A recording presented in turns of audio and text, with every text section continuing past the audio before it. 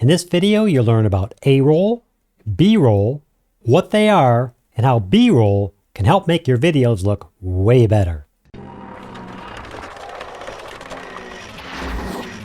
Whether you make documentary, wedding, music, or your very own YouTube videos, you should understand what A-roll and B-roll is and how you use them in your videos. What is A-roll and B-roll?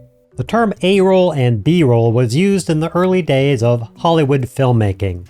It literally referred to the rolls of film and what was shot on them. The main footage shot was called A-roll. The term B-roll or B-reel was used for filler or transitional shots. B-roll would be any video that is secondary to the main part of the film. B-roll can be shot by yourself or downloaded from stock video sites, many for free. Any of these could be considered B-roll footage. Footage shot by a second film crew or a second camera.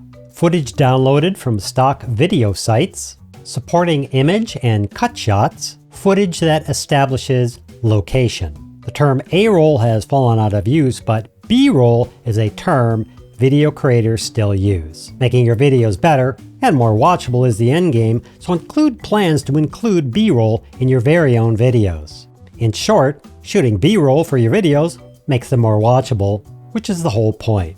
Next time you make a video, plan for shooting the B-roll, or when editing, add B-roll footage to make your videos better.